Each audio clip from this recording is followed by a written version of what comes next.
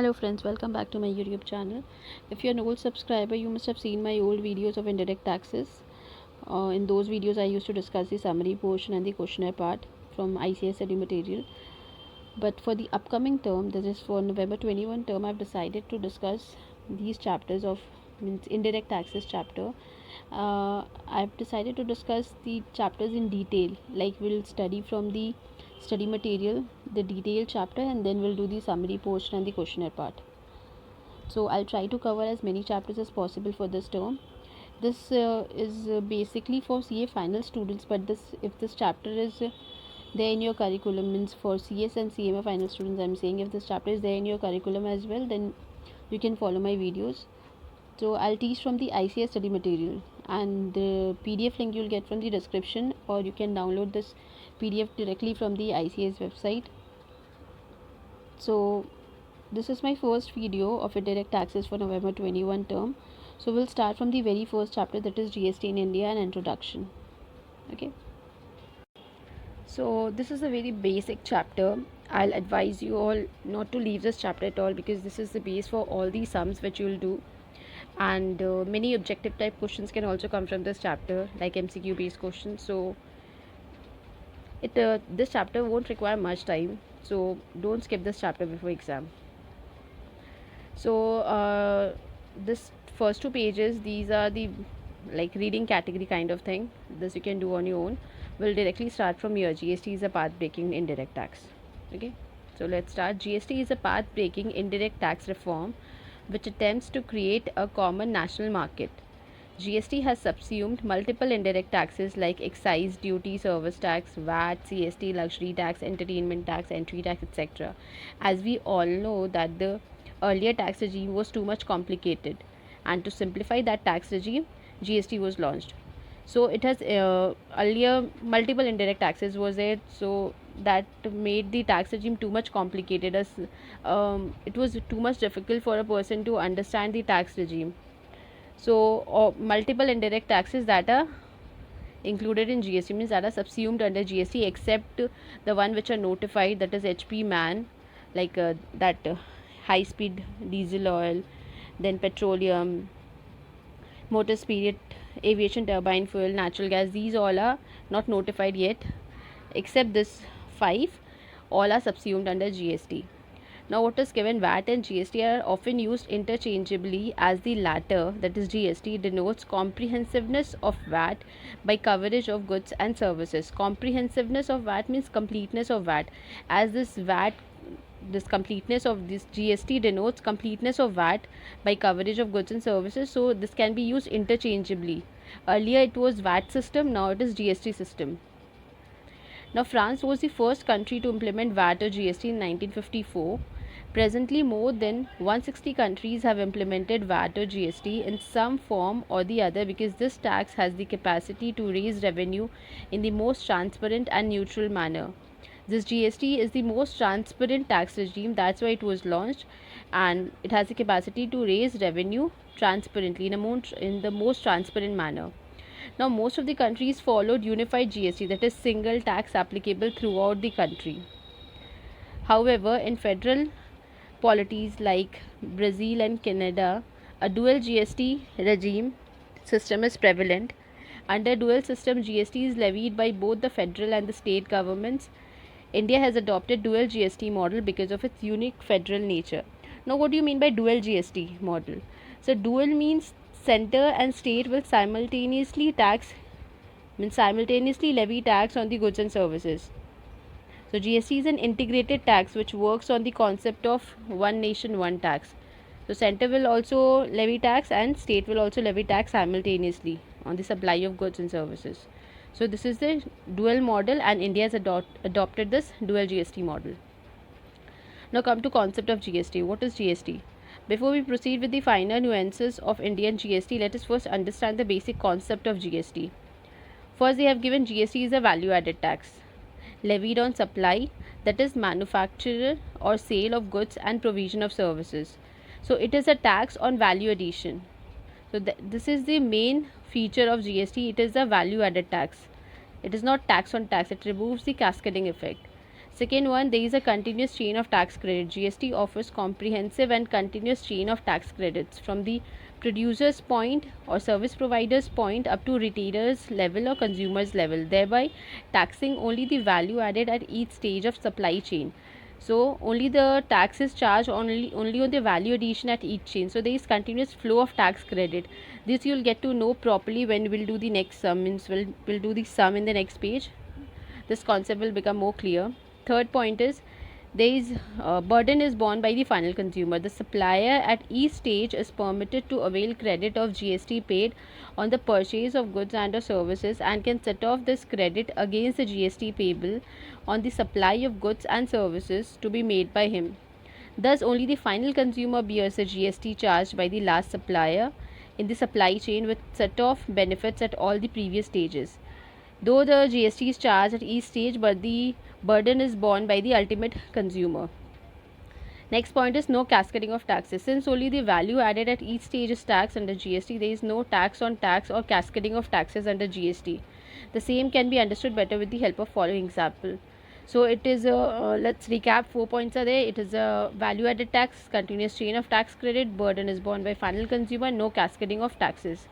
These are the 4, we can say, the benefits which was not in the earlier tax regime. So next let's see the problem. Now see, there are 4 columns. First one is regarding manufacturer, then distributor, retailer and consumer. Now manufacturer, the cost of supply for manufacturer is 1 lakh. GST levied at the rate 18% is 18,000. That is 1 lakh into 18% is 18,000. ITC is nil because it's the first one in the chain. Next one, they have written paid to government. The tax which is GST that is paid to the government is 18,000. Value addition is 1 lakh only as is the first in the chain. Now GST is 18,000. Now cost for the distributor. Cost for the distributor is 1 lakh. Profit that is added by the distributor is 11,200. Now the sale price comes to means when the distributor will supply to retailer, he'll supply at cost plus profit, means he'll supply at 1,11,200. Now GST will be levied at 18%. Now GST will be levied at 18%. Let's once calculate 1,111,200 into 18% into 18 divided by 100. That comes to 20016, 20,016. GST is this much. Now ITC, what is the input tax for the distributor? Means tax paid on purchases is 18,000. So ITC is 18,000. Now the tax which is paid to the government is output tax minus input tax, that is 20016 minus input tax is 18,000 minus 18,000, that comes to 2016 is the tax that is paid to the government. Now value addition is 11,200, that is the profit of the manufacturer, means profit of the distributor. Now and the GST at 18%, GST paid was final GST that was paid by the that was paid in this stage is 2016. Okay, that was paid by the distributor 2016. Now third one is retailer. Now cost for the retailer is 1, that is the including the value addition, 111,200. Now profit of retailer is 24,640. Now sale price comes to 135,840. Let's just check once. Cost is 111,200 plus 24,640. That comes to 1,35,840. That is the sale price. That means when retailer will supply to the consumer, he'll supply at 1,35,840. Now the GST on this into 18 divided by 100. GST comes to 24,451.20. Now ITC in this case is input tax. What is the input tax for the retailer? That is the tax paid on purchases, that is 20016. That is the ITC that was calculated in the second column. That is the tax on purchases 20016. Now the tax which is paid to the government is output tax minus input tax, that is 244. Let's just see the calculation. Output tax is 24451.2 minus ITC 20016. That comes to 4435.20. That is the actual tax that is paid to the government by the retailer. Now value addition in this case is 24,640 and GST is 4435.20. Means you can clearly see that the tax is ultimately borne by the consumer. You will see in the fourth column. See, the cost for the consumer is the sale price that was for the retailer, that In that we'll add the GST, 1,35,840 plus 24,451.20, that comes to 1,60,291.2. So the price at which the retailer supplied to the consumer, that price plus GST, means ultimate tax is borne by the consumer, so we'll add GST in that. So total cost for the consumer comes to 1,60,291.2. Now input tax in this case is nil. So tax borne by the consumer is total, it is 24451.20. They have shown the breakup. In first scenario, means in first column tax was 18,000, second column tax paid was 2016, in third column tax paid was 4435.20, that comes to 24451.20. So tax borne by the total tax that is borne by the consumer is 24451.20. So here we can clearly see that the tax is borne by the final consumer, and there is no cascading effect, there is no tax on tax, and there is tax on value addition, and there is continuous chain of tax credit. Those three points which we studied earlier, means in the last page, that effect we can clearly see in this sum, and value addition in case of consumer is nil. Okay, so this completes our problem. Now next topic is need for GST in India. Need for GST in India. Deficiencies in the erstwhile value-added taxation has led to GST, a cure for ills of erstwhile indirect tax regime. So need for GST. The deficiencies which were there in the erstwhile, means in the previous value-added taxation in the earlier tax regime, that has led to GST. Because of the deficiencies, GST was launched, and that GST is a cure for ills of erstwhile indirect tax regime. The ills which were there in the earlier tax regime, GST is a cure for those ills. Now what were the deficiencies in the value added taxation system? Let's study that. Under the earlier indirect tax regime, despite the introduction of the principle of taxation of value added in India at the central level in the form of CENVAT and at the state level in the form of state VAT, its application always remained piecemeal and fragmented on account of following reasons. So what they have given, certain transactions were subject to double taxation and were taxed as both goods and services, since under the earlier regime distinction between goods and services were often blurred. Proper distinction was not there, so double taxation was there, means it were taxed as both goods and services. So that was the deficiency in the earlier tax regime. Under earlier tax regime, software was subject to both service tax and VAT. Service tax was also levied on software and VAT was also levied. This was so because both sale of goods and provision of services were involved, and therefore taxable event under both the statutes, that is respective VAT law and service tax law, got triggered. This aspect has been taken care of under GST law.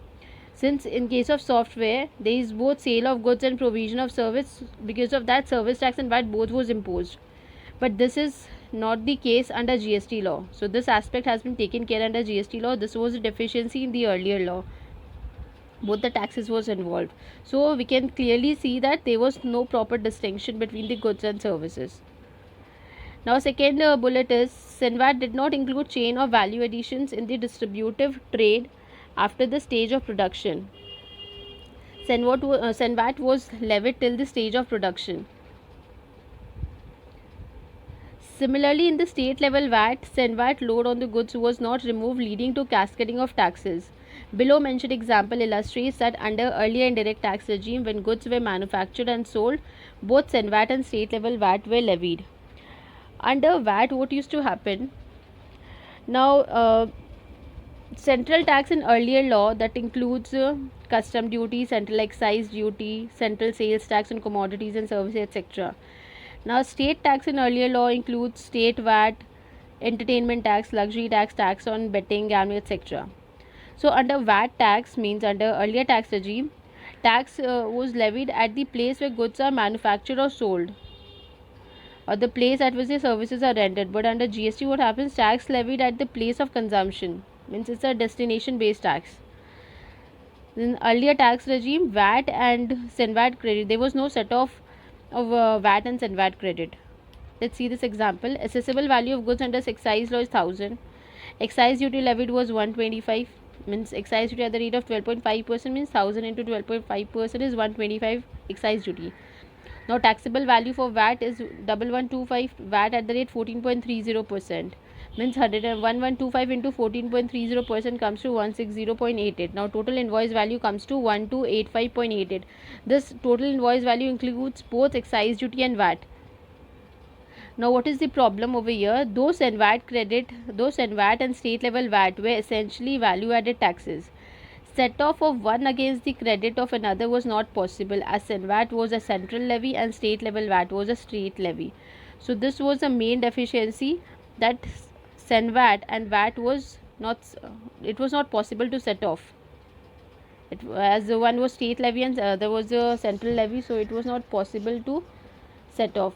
There were several taxes in the state, such as luxury tax, entertainment tax, etc., which were not subsumed in the VAT. Hence, for a single transaction, multiple taxes in multiple forms were required to be paid. This was also the deficiency. Several taxes were there in the states, and this was not subsumed under VAT. Means these were imposed in addition to VAT. So multiple taxes were there. So that was also the deficiency in earlier law. Next one is VAT on goods was not integrated with tax on services at the state level to remove the cascading effect of service tax. With service sector being the fastest growing sector in the economy, the exclusion of services from the tax base of states potentially eroded their tax buoyancy. So VAT on goods was not integrated with tax on services, means that was not, VAT on goods and tax on services was not integrated, that was not united, not unified. That's why the cascading effect was there. So this was also the deficiency under the earlier tax regime. Next point is CST was another source of distortion in terms of its cascading nature, since it was non-vatable. Being an origin-based tax, CST was also against one of the basic principle of consumption taxes, that tax should accrue to the jurisdiction where consumption takes place. As I said earlier, that under VAT system, tax was levied at the place where goods are manufactured or sold, or the place at which the services are rendered. It was not levied at the place where consumption it was not levied at the place of consumption like GST. So that was the issue. Now see what is given over here. In example, under earlier tax regime, if a dealer in Delhi purchases goods from a manufacturer in Punjab for 1000 plus 20 is 2% CST, so that comes to 1020. So cost of the goods is 1020, that is inclusive of taxes, and sell such goods within Delhi at 1200. Means when there is a dealer in Delhi, that dealer purchases goods from the manufacturer in Punjab. So dealer purchases at 1020 and the dealer sells such goods within Delhi at 1200. So we can say the cost price is 1020 for the Delhi dealer and the sale price is 1200. The tax rate on sales is 12.5%, and hence output tax liability comes to 150. It means 1200 into 12.5% comes to 150. That is output taxes, we can say output tax is 150 and input tax is 20. So credit of 20 is not allowed while making payment of 150, and hence the dealer has to pay 150 as VAT. So over here output tax liability is 150, that is VAT is 150, and CST, that is input tax, is 20. Now we can't set off, we can't pay. Means in earlier tax regime it was not allowed to set off, means 150 minus 20 was not allowed. Dealer has to pay 150 only. So this was the main deficiency, that input tax credit, CST credit, was not allowed. So credit of 20 is not allowed while making the payment of 150, and hence the dealer has to pay 150 as VAT. So this was the deficiency. Now what they have given, non-inclusion of several local levies in state VAT, such as luxury tax, entertainment tax, etc. No VAT after manufacturing stage, non-integration of VAT and service tax, double taxation of certain transactions as both goods and services, like we did that example of software. Cascading of taxes on account of levy of non-vatable CST and inclusion of VAT in the value for imposing VAT. So they have given in short all the deficiencies. Now next topic is GST, a cure for ills of existing indirect tax regime. A comprehensive tax structure covering both goods and services, that is GST, addresses most of the above stated issues. Simultaneous introduction of GST at both center and state levels has integrated taxes on goods and services for the purpose of set-off relief and ensures that both the cascading effect of VAT and service tax are removed and a continuous chain of set-off from the original producer's point, service provider's point up to retailer's level or consumer's level established. So most of the deficiencies are cured under GST model. In the GST regime, the major indirect taxes have been subsumed in the ambit of GST. The erstwhile concepts of manufacture or sale of goods or rendering of services are no longer applicable since the tax is now levied on supply of goods and or services. Again, I am reading the last para. In the GST regime, the major indirect taxes have been subsumed in the ambit of GST. So, major taxes are subsumed. So, there is no tax regime is no more complicated now. The erstwhile concepts of manufacture, sale of goods or rendering of services are no longer applicable since the tax is now levied on supply of goods and or services. Now the tax is not levied on manufacture or sale of goods or rendering of services. Now tax is levied on supply of goods and or services. Okay, now it is simplified tax regime. Next topic is framework of GST as introduced in India, dual GST. India has adopted a dual GST model in view of the federal structure of the country. Consequently, center and state simultaneously levy GST on taxable supply of goods or services or both which takes place within a state or union territory. Thus, tax is imposed concurrently by the center and states, that is, center and states simultaneously tax goods and services. Now, the center also has the power to, this is the new thing in this tax regime. Now, the center also has the power to tax intrastate sales and states are also empowered to tax services.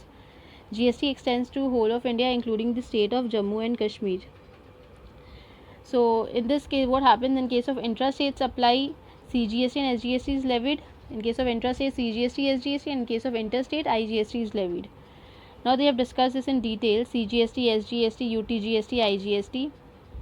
So GST is a destination-based tax applicable on all transactions involving supply of goods or services or both for a consideration subject to exceptions thereof. Now GST is a destination-based tax. Means it is not as per the earlier tax regime. Earlier, what used to happen? Tax was levied at the place where the goods are manufactured or sold or where the services are rendered. But now the tax is levied at the place of consumption. That is it is destination based tax. So tax will be levied at the place of consumption where the goods are consumed, goods or services are consumed.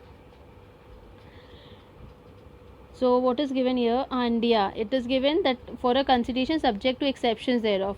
So in this case, consideration is necessary when the supply takes place.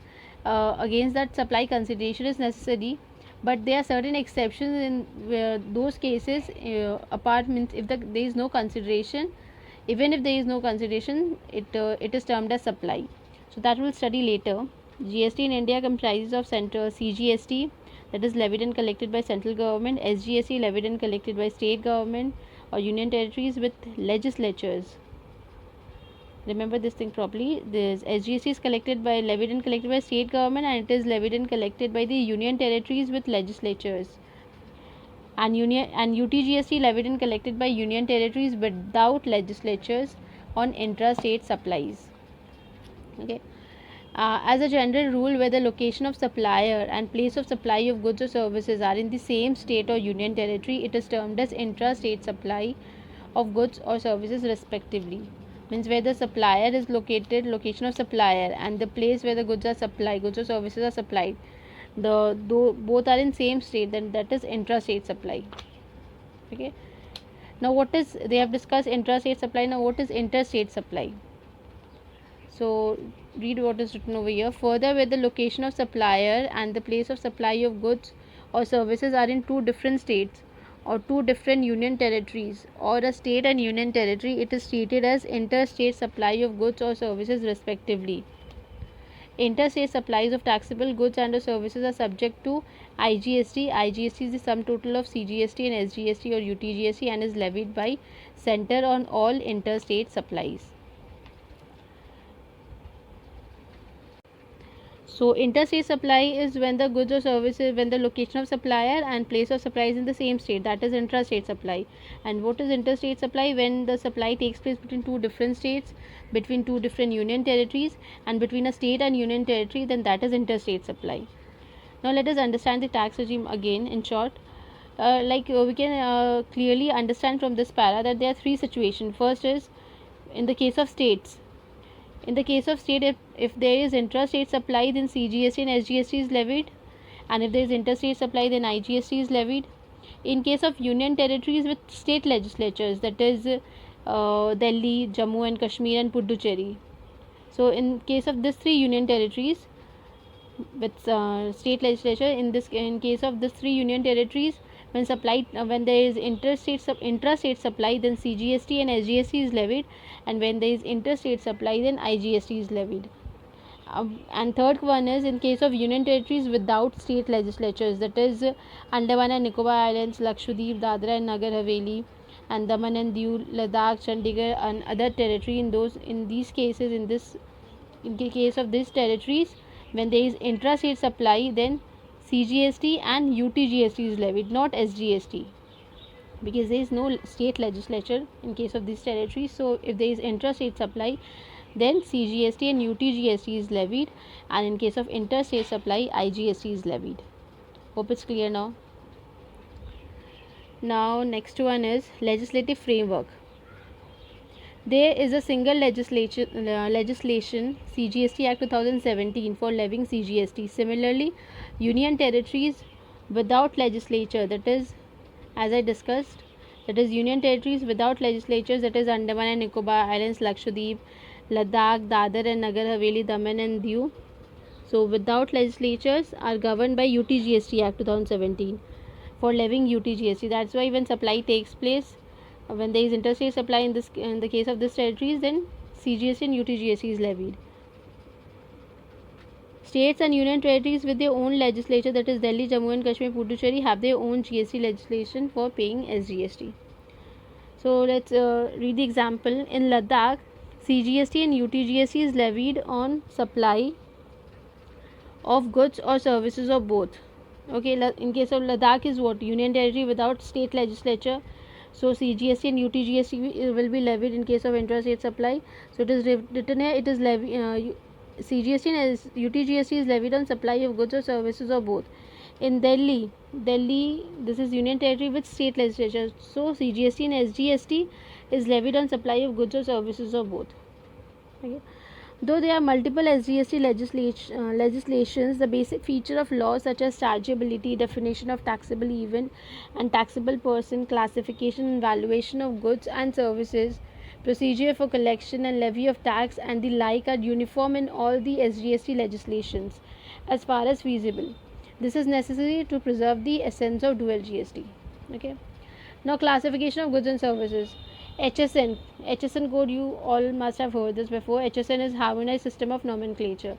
HSN is used for classifying the goods under the GST. Chapters referred in the rate schedules for goods are chapters of the first schedule to the Custom Tariff Act 1975. A new scheme of classification of services has been devised wherein the services of various descriptions have been classified under various sections, headings and groups. Each group consists of various service codes. So you just have to remember in this para that goods are classified under as per the HSN code. So HSN is used for classifying the goods or services under GST. We'll discuss in detail about this in further chapters. Like there is limit, one slab is there in case of this HSN code.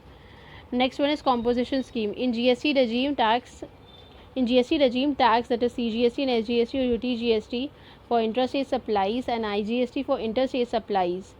This tax is payable by every taxable person, and in this regard provision have been prescribed in the law. However, for providing relief to small businesses, primarily manufacturers, suppliers of food articles, traders, etc. So in order to provide relief to the small businesses making intrastate supplies, a simpler method of paying tax is prescribed, known as composition levy. The scope of the scheme has now been extended to small service providers also. Earlier it was not provided. Earlier this simplified tax regime was not provided to the small service providers, but now it has been provided to, but now this scope has been extended to small service providers also, that is by the name presumptive scheme. So composition scheme, presumptive scheme we'll discuss in detail in next chapter, in further chapters in composition levy chapter. Maybe I think it's in charge of GST chapter, that we will discuss later. Next one is registration.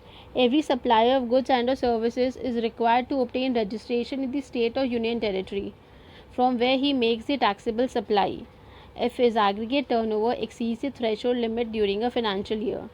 Okay, where every supplier is required to take the registration, he is required to obtain the registration from the that place from where he makes the taxable supply, and it is not mandatory to take the registration. He is required to take the registration only if the aggregate turnover exceeds the threshold limit. Different threshold limits have been prescribed for various states and union territories depending upon the fact whether the suppliers engage exclusively in supply of goods or exclusively in supply of services, or in supply of both goods and services. The threshold limit prescribed for various states or union territories are as follows. So we also have to see, before checking the threshold limit, we have to check that whether the supply is engaged exclusively in supply of goods or exclusively in supply of services, or he is engaged in supply of both goods and services. So this they have given this proper form. Let's read. State with threshold limit of 10 lakhs or both for both goods and services. Now if the supplier is engaged in both goods and services, then and the threshold limit is 10 lakhs for these states. These states means 4 states are there: Manipur, Mizoram, Nagaland, Tripura. In these 4 states, if the supplier is engaged in both goods and services, then the threshold limit for these 4 states is 10 lakhs. Now state with threshold limit of 20 lakhs for both goods and services. Now in case of this 6 states, now in case of the 6 states, if the supplier is engaged in goods and services in these 6 states, then the threshold limit will be 20 lakhs. Means if the limit exceeds 20 lakhs in the 6 states, then only the supplier is required to take the registration. Exceptions are always there, means he can also offer voluntary registration, but if he applies for mandatory registration, or we can say regular registration, then he is required to take the registration only if it exceeds the prescribed threshold. Now state with threshold limit of 20 lakhs for services and 40 lakhs for goods. Now if the suppliers engage exclusively in supply of goods, the limit is 40 lakhs, and if is engaged in supply of services, then it is 20 lakhs. So in this last one, 4 states are covered. 4 states means 3 states, and all other states are covered in this category. In states with threshold limit of 20 lakhs for services and 40 lakhs for goods, in this Jammu and Kashmir, Assam, Himachal Pradesh and all other states are covered. So let's understand this in more simplified manner. Listen carefully. If the person is engaged exclusive in interstate taxable supply of goods, if he is engaged in exclusive interstate taxable supply of goods, if he is engaged in exclusive supply of goods, then what will be the threshold limit? Make this as MNMT. This mnemonic you can learn properly than the state's name. Mizoram, Manipur, Nagaland, Tripura, you can make this as MNMT, and the 6 states you can name it as MASPUT, MASPUT. So it will be easier for you. So MNMT and MASPUT. Now listen properly. If the supplier is engaged exclusively in supply of goods, then the limit will be 10 lakhs for the states of MNMT. It will be 20 lakhs for the state of MASPUT, and for the rest of India the limit will be 40 lakhs. Again I am repeating, if the supplier is engaged exclusively in supply of goods, then limit of 10 lakhs will be for the states of MNMT, limit of 20 lakhs will be for the states of MASPUT, and for rest of India the limit will be 40 lakhs. Now second situation is that the supplier is engaged in exclusive supply of services, or he is engaged in both goods and services. I have covered only 2 scenarios. First scenario I discussed just now, and second scenario is if he is discussed in only supply of services, means exclusive supply of services, or he is engaged in both supply of both goods and services. So in both situation the limit will be 10 lakhs for the states of MNMT and 20 lakhs for the rest of India. So in that way also you can remember. So this is the threshold limit in case of registration. Now exemptions. Apart from providing relief to small scale business, the law also contains provision for granting exemption from the payment of tax on essential goods and or services. So it also provides exemption from payment of tax on essential goods and services. That we'll discuss in detail in exemption chapter. Next point is seamless flow of credit. Since GST is a destination based consumption tax, revenue of SGST ordinarily accrues to the consuming states. That is, it is a destination based tax, so it will be levied at the place where the goods are consumed. So obviously the revenue of SGST ordinarily accrues to the consuming states. The interstate supplier in the exporting state is allowed to set off the available credit against the IGST payable on interstate supply made by him. Okay. Order of utilization of credit is explained below. Now they have explained order of utilization of credit. Okay. So what is given here? The buyer in the importing state is allowed to avail the credit of IGST paid on interstate purchases made by him. As we all know that when we import, then custom duty is paid. When importation is done, then custom duty is paid. With that, IGST is also paid. So buyer in the importing state is allowed to avail the credit of the IGST that is paid on the interstate purchases.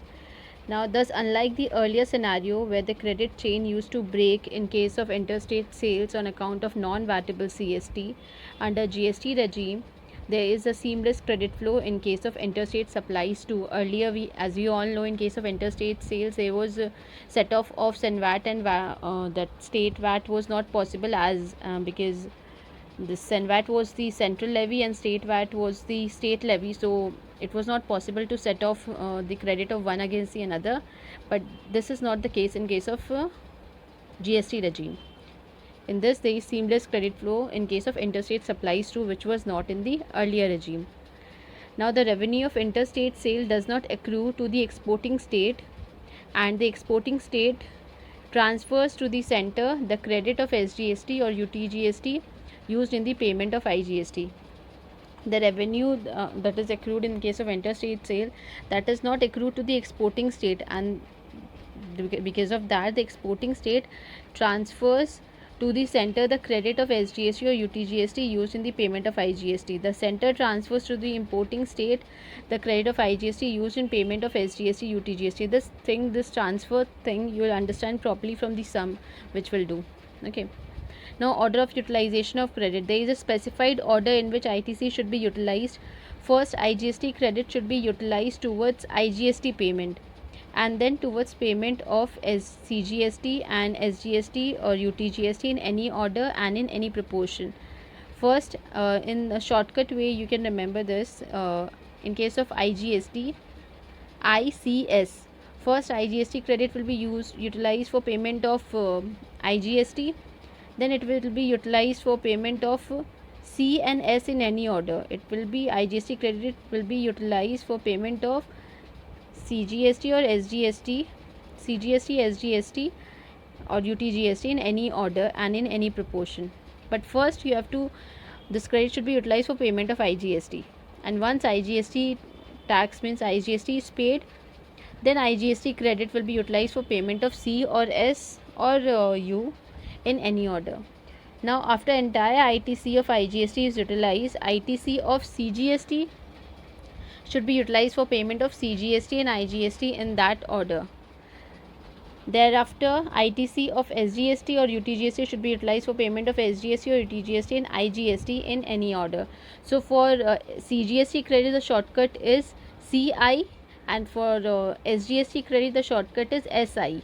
Means CI means CI is for CGST credit, so shortcut is CI. CI means first CGST credit will be utilized for payment of CGST and then IGST payment. Likewise, in case of SGST, first SGST credit will be utilized for payment of SGST and then it will be utilized for payment of IGST. But the most important thing which you must remember while utilizing this credit is that it may be noted that ITC of CGST cannot be utilized for payment of SGST or UTGST and vice versa.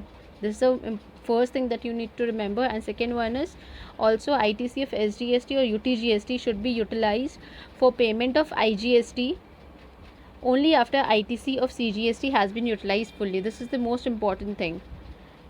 Also, ITC of SGST or UTGST should be utilized for payment of IGST only after ITC of CGST has been utilized fully, because it's a central amount now. So you can utilize the credit of state, you can utilize the credit of SGST for payment of IGST only when the ITC of CGST has been exhausted. Means for payment of IGST, first you have to exhaust IGST credit, you have to exhaust CGST credit.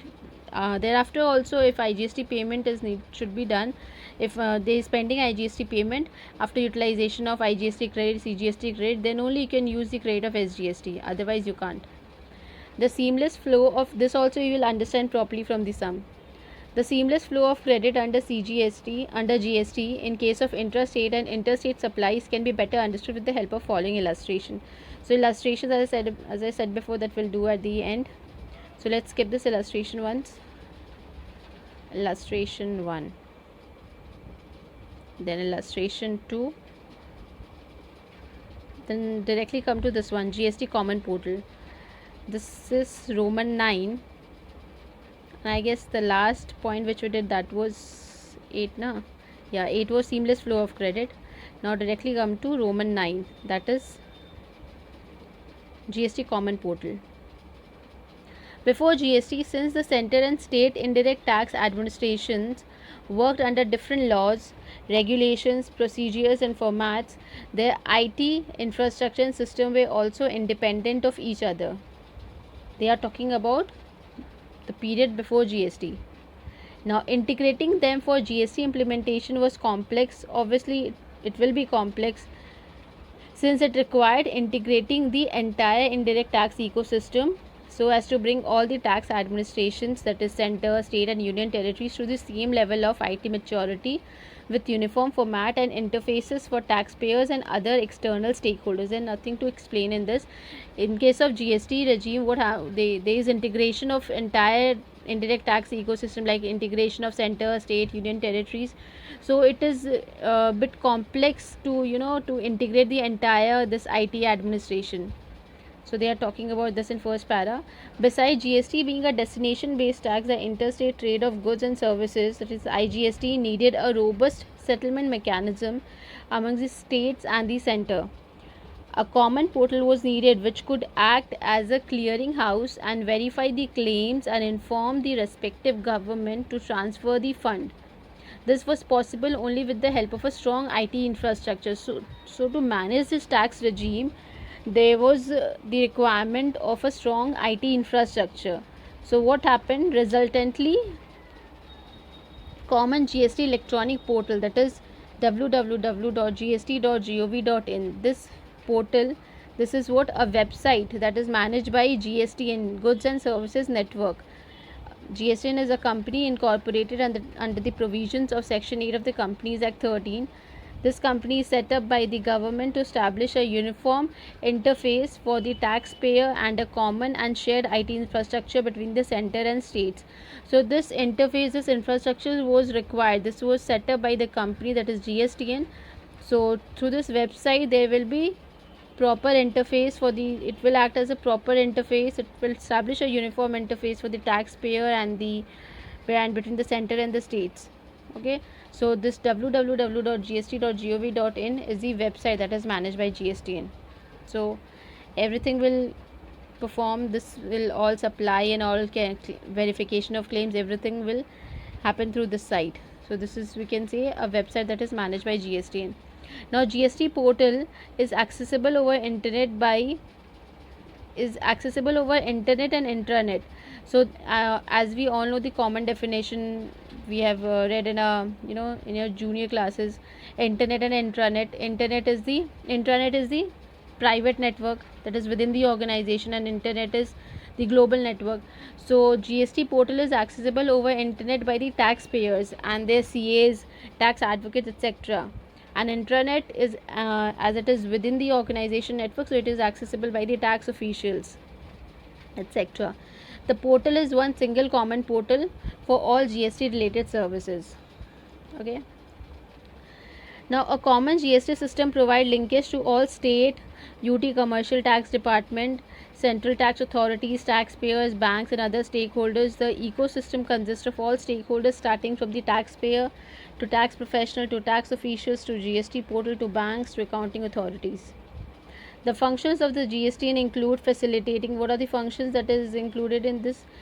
Facilitating registration, forwarding returns to central and state authorities, computation and settlement of IGST, matching of tax payment details with banking network, providing various MIS reports to central and state government based on taxpayer return information, providing analysis of taxpayers' profile. So this is a basic thing which you need to know when you are reading about GST. So, however, it is important to note that the common GST electronic portal for furnishing electronic way bill, that is, we can in shortcut we say e-way bill. So for furnishing e-way bill is www.ewaybillgst.gov.in, managed by National Informatics Center, Ministry of Electronics and Information Technology, Government of India.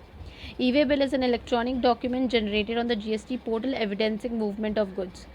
So when the goods are moved from one place to another, this document, this electronic document called as e-way bill, this is generated on the GST portal.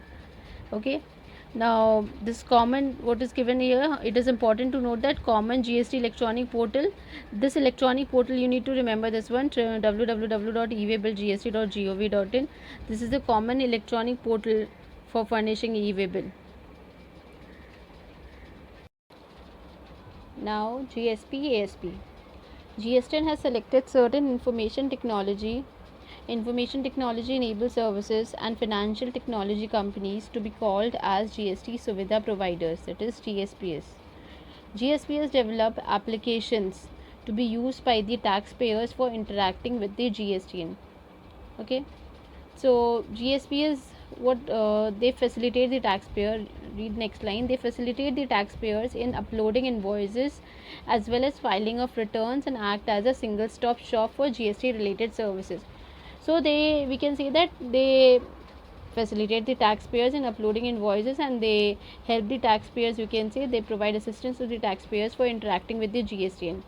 Now what GSPs do, they take the help of ASP.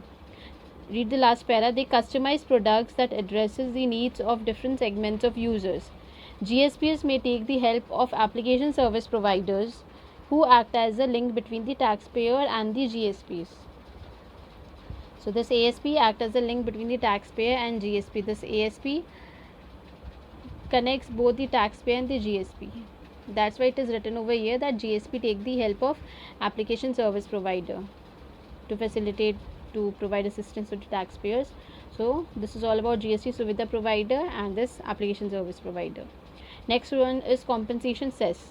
A GST compensation cess at specified rate has been imposed under Goods and Service Tax Act, Compensation to State Cess Act 2017 on specified luxury items or demerit goods. Like demerit goods means like this pan masala, tobacco, aerated waters, motor car, etc. These all are demerit goods computed on value of taxable supply. So it is on specified luxury items or demerit goods.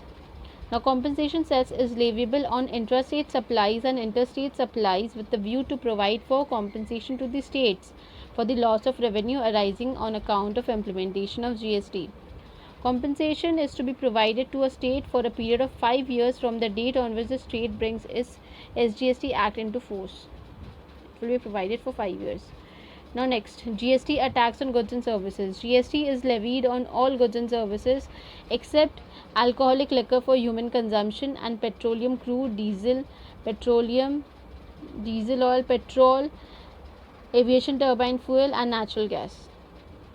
Now this HP man, as we discussed earlier, this HP man, this 5 items is already out of GST, means they are, GST is not leviable. It will be, GST will be levied on this 5 items when it will be notified, and this is completely out of the purview of GST, this alcoholic liquor for human consumption.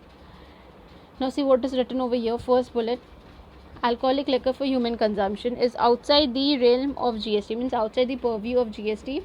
The manufacture or production of alcoholic liquor continues to be subjected to state excise duty, and interstate or intrastate sale of the same is subject to CST or VAT respectively. So CST VAT is imposed respectively on the in case of interstate CST, and in case of intrastate VAT is imposed, and this is also subjected to state excise duty, and no GST is levied on this, on alcoholic liquor for human consumption. Next point.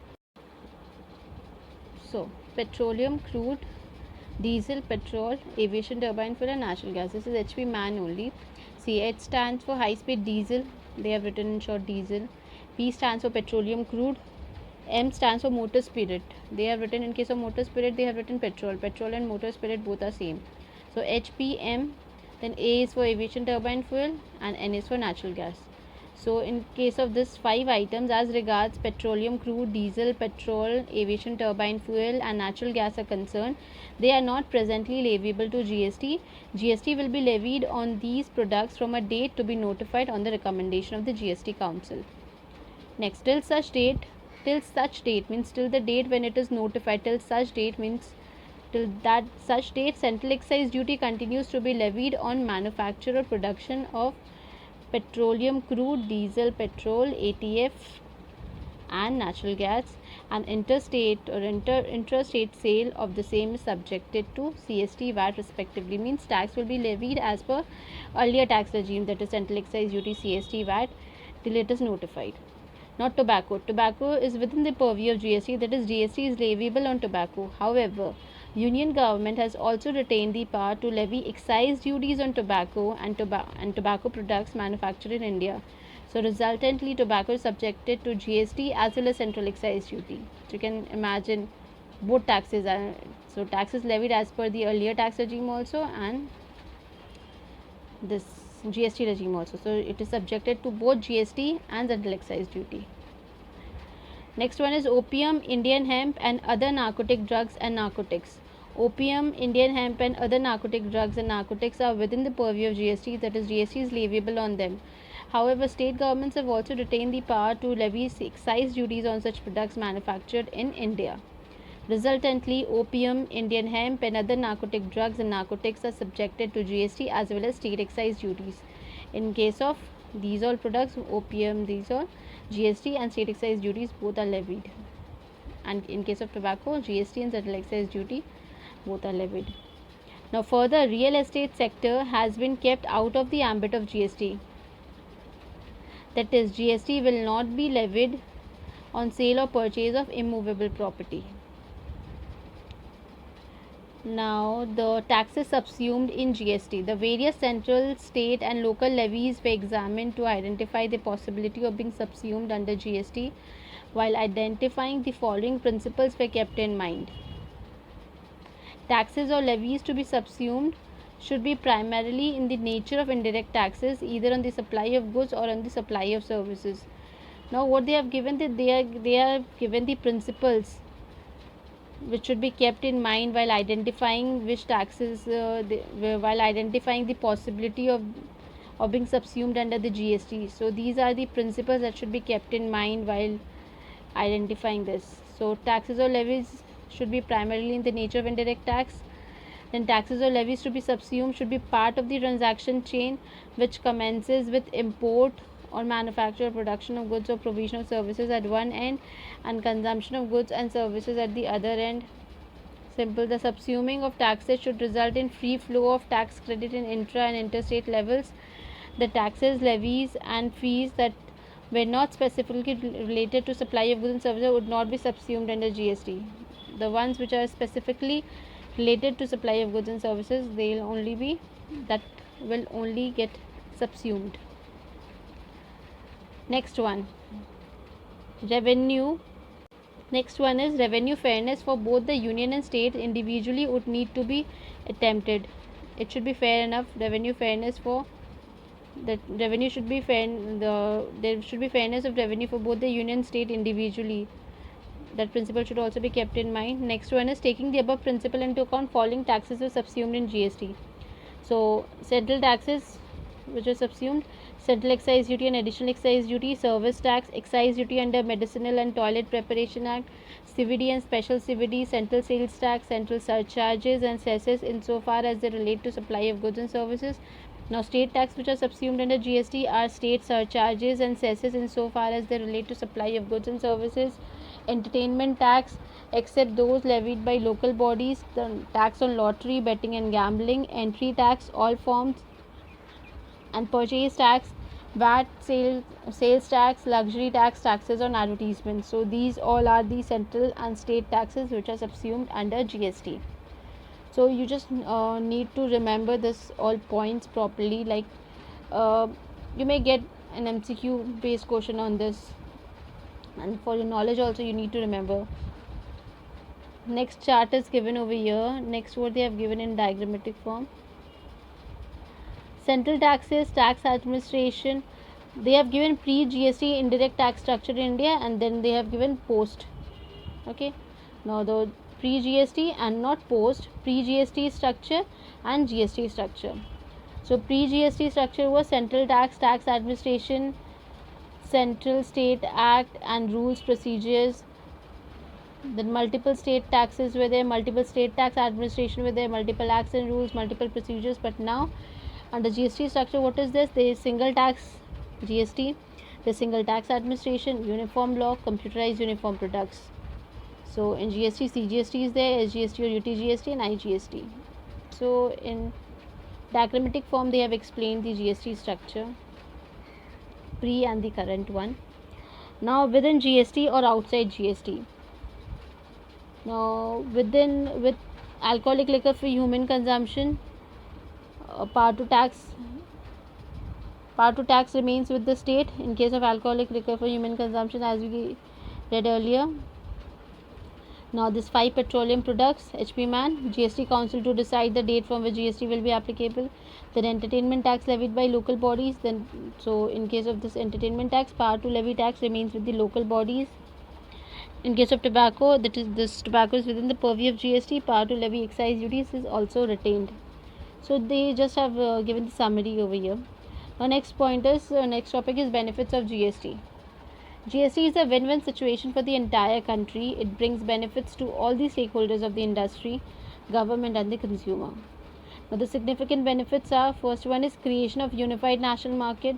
Unified national market is created. What they mean by this? GST has made India a common market with common tax rate and procedures. So tax structure is very much simplified as there is common tax rate, common market. Further, it has removed the economic barriers, resulting in an integrated economy at national level. So this is a unified national market. And boost to Make in India initiative. GST has given a major boost to the Make in India initiative of the government of India by making goods and services produced in India competitive in the national as well as international market. This will make India a manufacturing hub. So everyone must be aware of this Make in India initiative. So this GST has given a boost to the Making India initiative.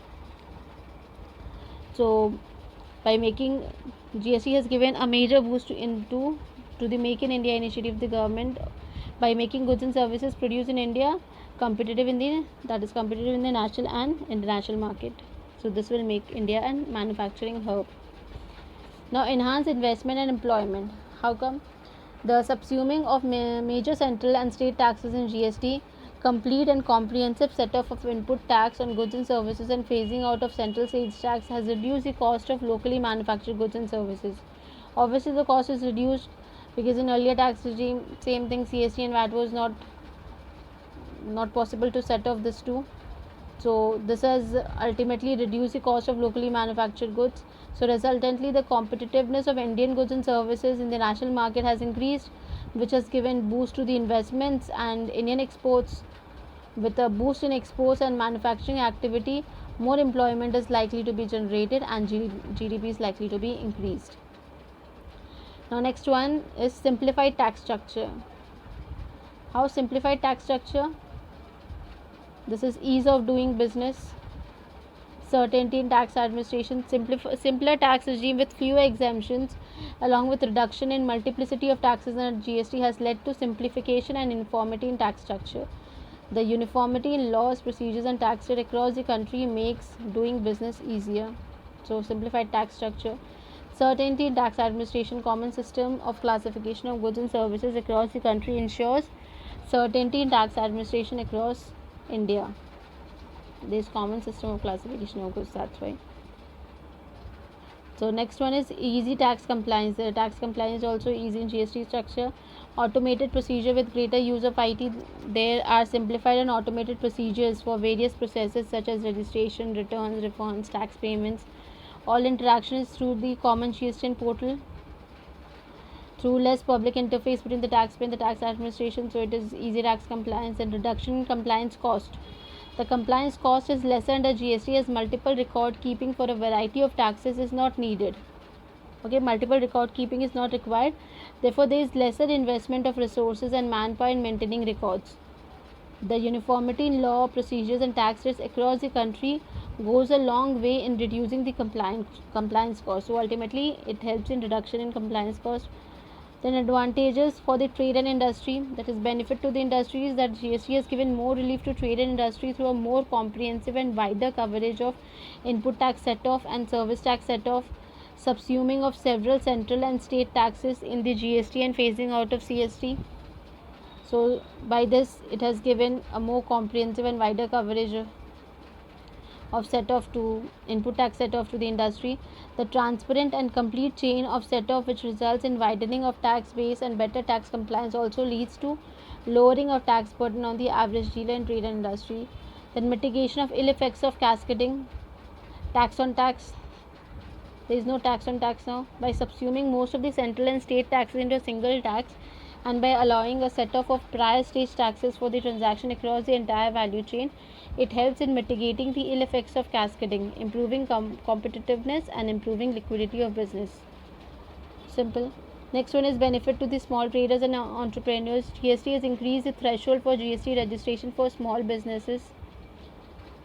GST has increased the threshold for GST registration for small businesses. Further, single registration is needed in one state. Small businesses have also been provided with the additional benefit of composition scheme, as we all know that, and for service supplies there is a scheme. One scheme has been notified, that is presumptive scheme.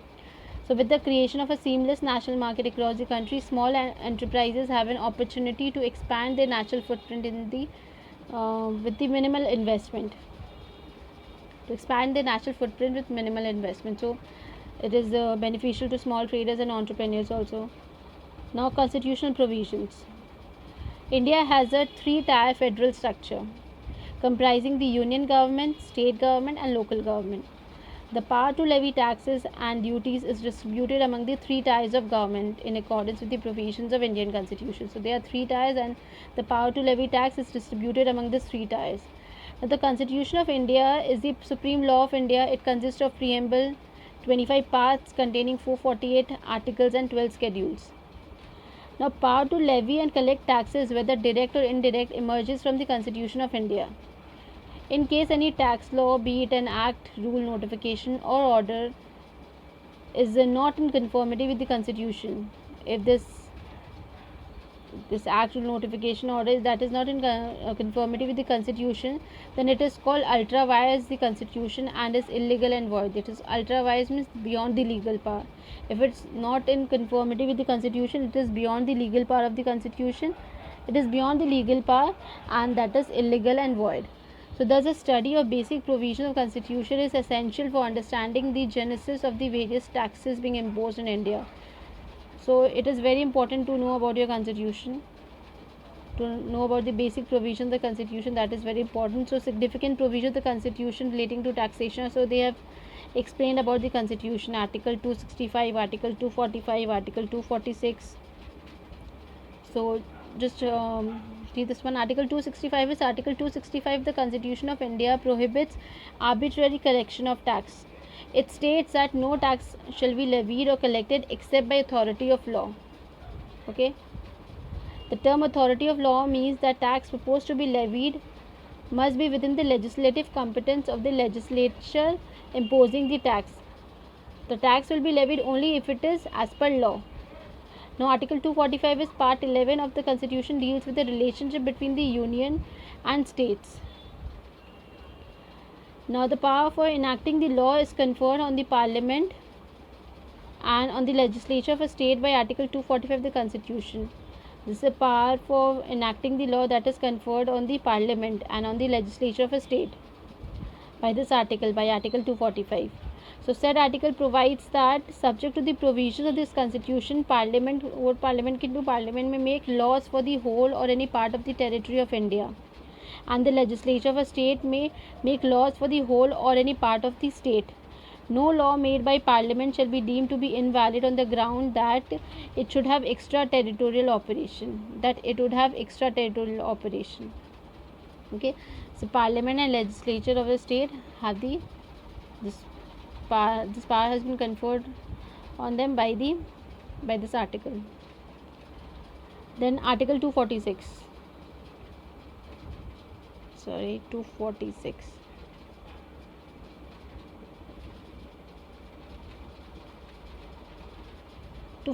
It gives the respective authority to the union and state government for this article 256 gives the authority to the union government and the state government for levying tax, whereas Parliament may make laws for the whole of India or any part of the territory of India.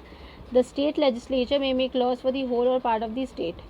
Then 7th schedule to Article 246, it contains 3 lists, that is union list, state list and concurrent list. So which enumerate the matters under which the union and state government have the authority to make laws. So union list it contains the matters in respect of which Parliament, that is central government, has the exclusive right to make laws. So in list 1, that is in union list, it contains all the matters in respect of which the central government has the exclusive right to make laws. In case of state list, that is in list 2, in state list it contains a matter in respect of which state government has the exclusive right to make laws, and list 3 contains a matter in respect of which both the central and state government have power to make laws. Okay. Now entries 82 to 91 of the list 1 enumerate the subjects where the central government has the power to levy tax. Entries 45 to 63 of the list 2 enumerate the subjects where the state government have the power to levy tax. Parliament has a further power to make any law for any part of India not comprised in a state, even if such matter is included in the state list. So this entries 82 to 91, this lists down entry 82 to 91 contains the subjects where the central government has a power to levy taxes, and entries 45 to 63 this state the subjects where the state government have the power to levy tax, and Parliament has a further power to make law for any part of the India not comprised in the state, even if such matter is included in the state list. Okay. Now income tax is levied by virtue of entry 82, that is tax on income other than agricultural income and custom duty. By entry 83, duties of custom including export duties of the union list. Now power to levy GST has been conferred by Article 246A of the Constitution, which was introduced by Constitution Act 2016. Before discussing the significant provision of the Constitution, let us understand why there arose a need for such constitutional amendment. Now these all are the articles relating to tax. Okay, these all are the significant provisions of the Constitution relating to taxation. So this article states this about taxation, this article states this. So this is a plain reading category. This is not so important for the exam. Few questions, few MCQ type question, 1 or 2 MCQ type question may come from exam, but it is not that much important. Just a plain reading category. Next is need for constitutional amendment. What was the need for the constitutional amendment? And what was the need for the amendment in the Constitution? The constitutional provisions thereto had delineated separate powers for the center and the states to impose various taxes. Whereas the central levied excise duty on all goods produced or manufactured in India, the state levied value added tax once the goods entered the stream of trade upon completion of manufacture. In the case of interstate sales, the center had the power to levy tax, but the tax was collected and retained entirely by the states. Services were exclusively taxed by the central together with applicable cesses, if any. Besides, there were state specific levies like entry tax, octroys, luxury tax and entertainment tax, betting tax, local tax levied by panchayat, etc. With respect to goods imported from outside the country into India, central levied basic custom duty and additional duties of customs together with applicable cesses, if any. These all they have said what used to happen in earlier GST regime.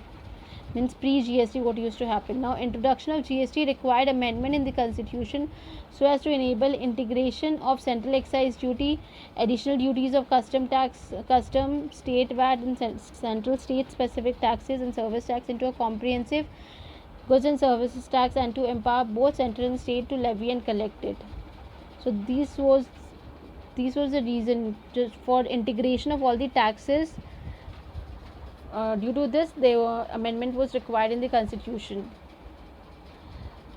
and to empower both the central and to empower both the for integration of taxes and to empower both the central and state to levy and collect it. So because of this, it was a constitutional amendment was needed. Now consequently, constitution 2016 was passed. It has 20 sections. Newly inserted article 279A. This article empower president to constitute GST council. This article was notified on 12th September 2016. Remaining provisions were notified with effect from 16th September 2016. So this is the newly inserted article. This you need to remember, 279A, and this article empowers the president to constitute the GST council, and it was notified on 12th September 2016. Now CAA also provides for compensation to the states for loss of revenue on account of introduction of GST. Parliament shall by law on the recommendation of GST Council provide for compensation to states for loss of revenue arising on account of implementation of GST for a period of 5 years. Now these are the significant provisions of Constitution Act 2016. Now these are the key changes in brief.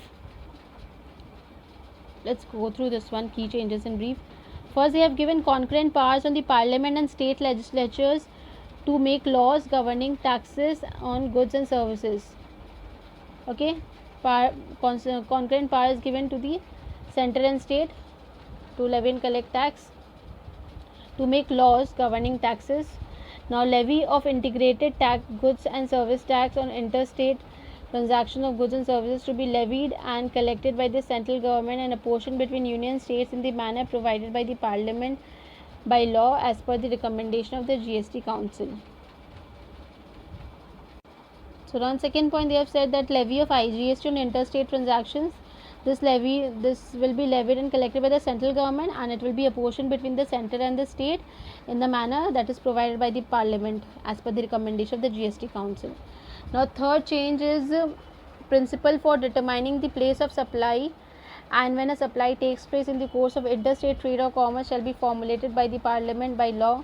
This is the principle for determining the place of supply, they have said. Next one is GST will be levied on all supply of goods and services except alcoholic liquor for human consumption, and on the following 5 products GST shall not be levied till a date to be notified on the recommendation of GST Council. These are petroleum crude, high speed diesel, motor spirit commonly known as petrol, natural gas, aviation turbine fuel. Next is union government shall retain the power to levy duties of excise on aforesaid products. On which products this power to retain excise duty was retained by the government. Those products were tobacco and tobacco products manufactured produced in India. Now new article 279A of the Constitution empowers the President to constitute a joint forum of central and state, namely GST Council. The provisions relating to GST Council come into force on 12 September 2016. President constituted the GST Council on 15 September 2016. The Union Finance Minister is the chairman of this council, and the ministers in charge of finance, taxation or any other minister nominated by each of the state and UTs with legislature are its members. Besides, the Union Minister of State in charge of Revenue or Finance is also its member. The function of the council is to make What is the function of the council? The function of the council is to make recommendation to the union and state on important issues like tax rates, exemptions, threshold limits, dispute resolution, etc. Now the concept of this GST council functions is clear now. This function is to make recommendation to the union and state on important issues. Now the concept of declared goods of special importance. What is this concept? Declared goods of special importance under constitution is done away with. Presently, certain restrictions are placed on the powers of the state in regard to tax on such goods.